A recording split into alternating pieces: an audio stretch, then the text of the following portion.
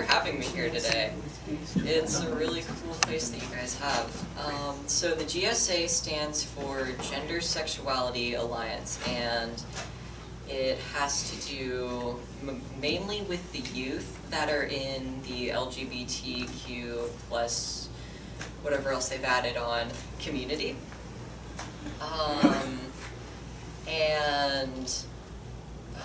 Over at the Tullahoma High School, I've started it up to mostly because it's a very conservative little town, and it's a very, just once a week you come and it's just a room that, we do different things each week, but our main goal is to just have a safe place where you can hang out and be whoever or whatever you want to be.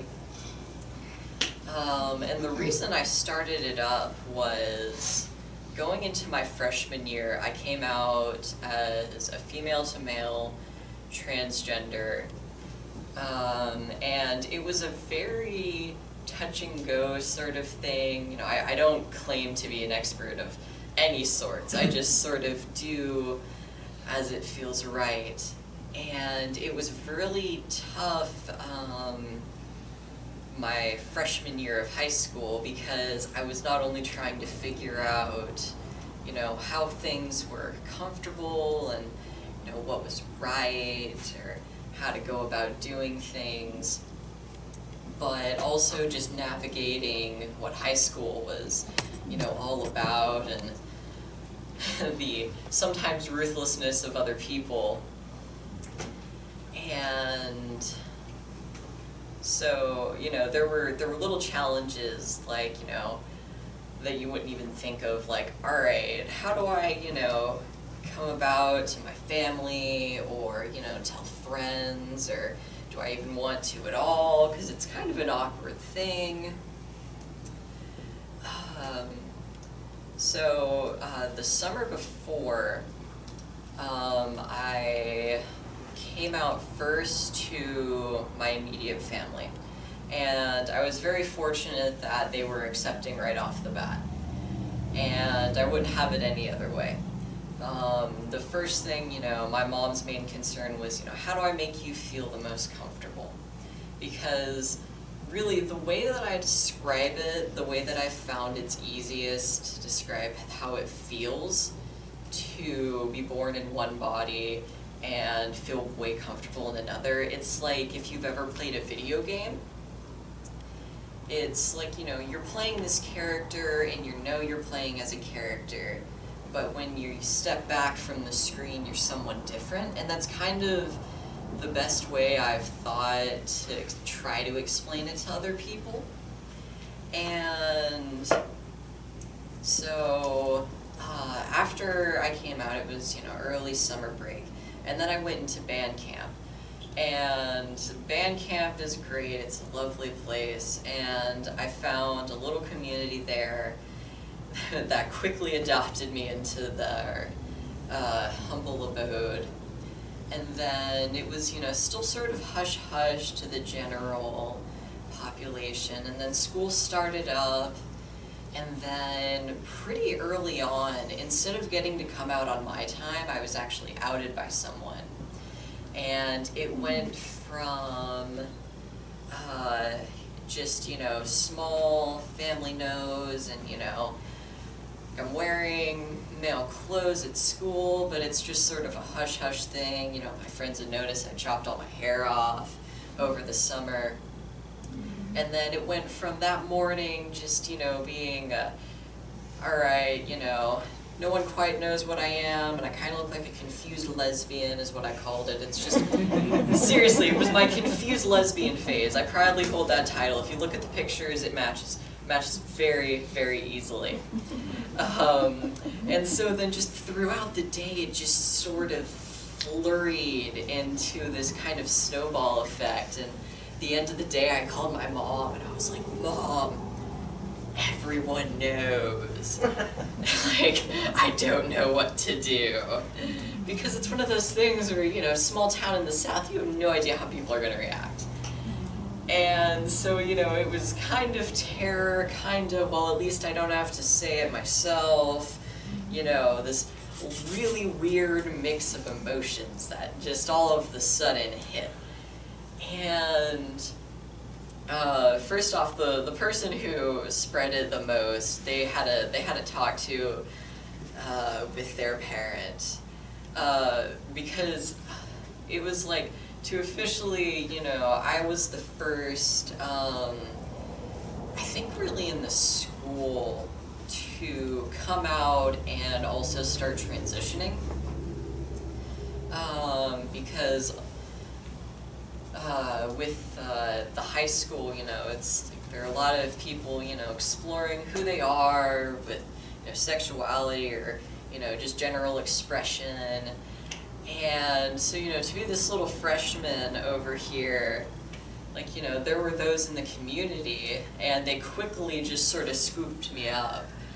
And, but at first, you know, it was very overwhelming, because I barely knew what I was doing, and all of a sudden to be known as, you know, the transgender friend, it was like, you know, look at him through glass sort of thing. And it was kind of like all of a sudden I was expected to be this expert on something that really I was just sort of flying by the seat of my pants at. And my freshman year, they did have a GSA at the school, though it was the first time that it had started up. And it was kind of quiet, and there was a lot of retaliation from it.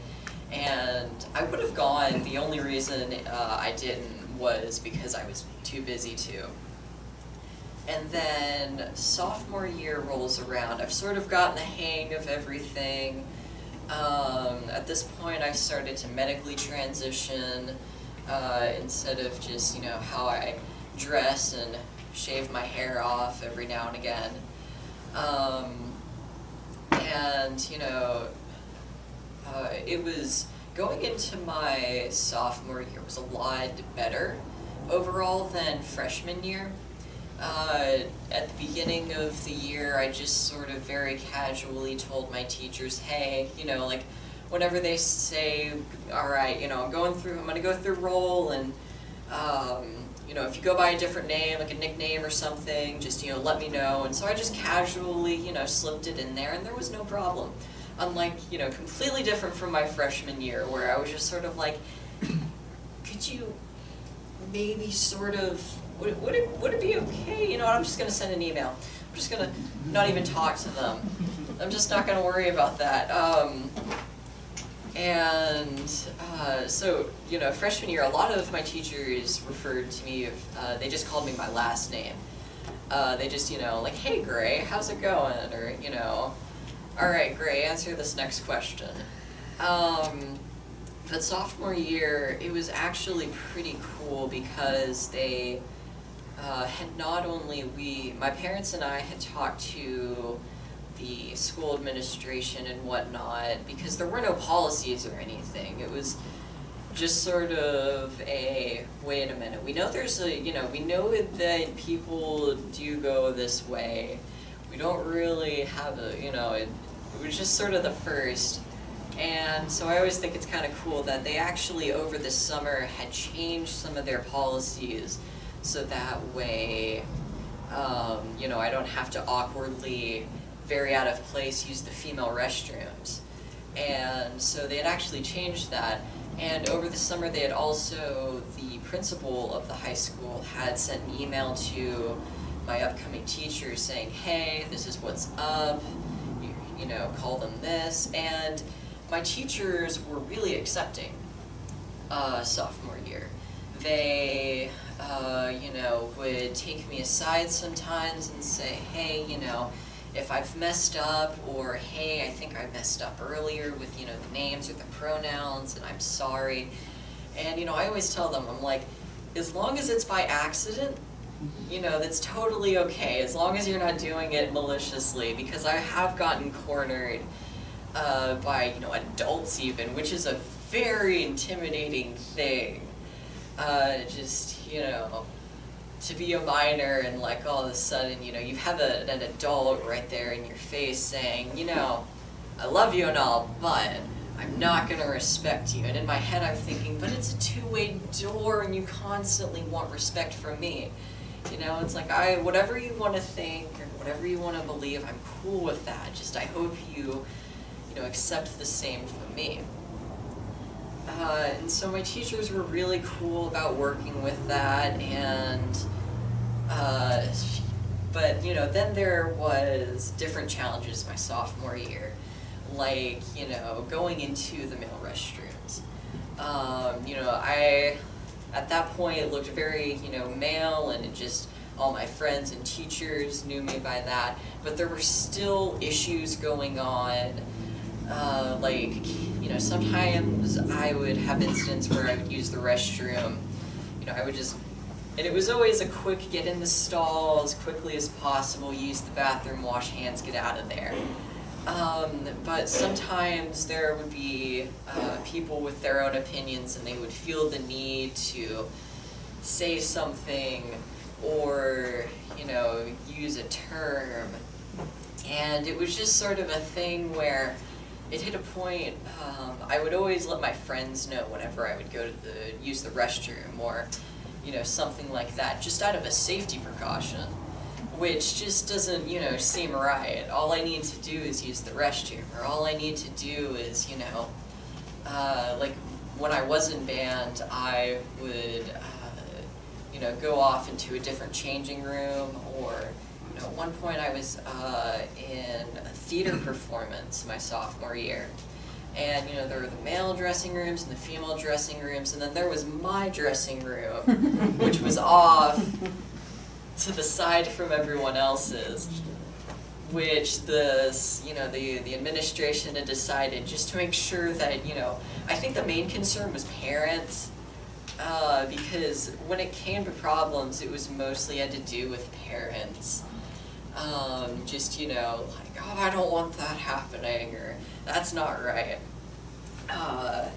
And so it was still really funny though, because I would still go back and forth between the male and female dressing rooms. Like, you know, after we were all changed, I would hang out, and the guys were like, why do you get to go in there? Like, we understand why, but like, and I would just hang out, you know, and kind of flow in between. You know, because it would just be lonely, and it was like a weird little thing to have to go into a separate room where you're the only one in there, because it was just, you know, I understood why they had it, but it, you know, it's just, alright, I'm gonna go into this little room, and I'm gonna change, and now you know, I'm just gonna sit here for a while till rehearsal. It was just, you know, little things like that. And so, you know, when it comes to the GSA, it's a national thing, and the people... What's it stand for? Gender Sexuality Alliance. It used to stand for Gay Straight Alliance, but they changed it so it was more of a you know, to deal with a more widespread sort of anyone who doesn't, you know, it's just community. And the people that started it my freshman year, they didn't start it, they were seniors my senior year, no, sophomore year, there we go, too many S's. And so that year we didn't have a GSA. And so I started a kickoff project towards the middle of the year. It was called the Lines Project, which again is something that's done across the nation, where they take different colors, and each color represents something different, like self-harm or anxiety or depression.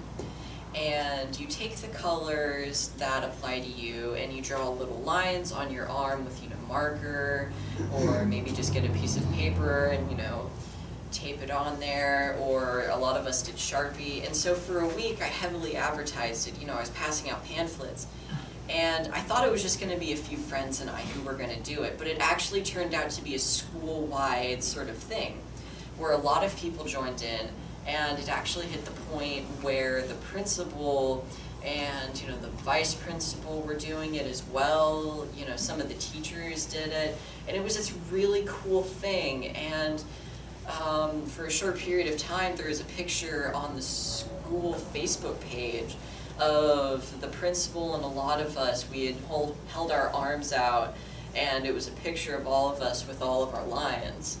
And it was just so cool to know that, you know, you're walking down the halls and it's just like this, you know, there weren't a whole lot of us, but you would just walk and you would, you know, even if you were an ally, there was a color for that. And it was really cool to see, you know, who all was supportive or who all was there, instead of just sort of hiding back in the shadows and trying to stay quiet. And so that was sort of the kickoff to, then I started up the GSA.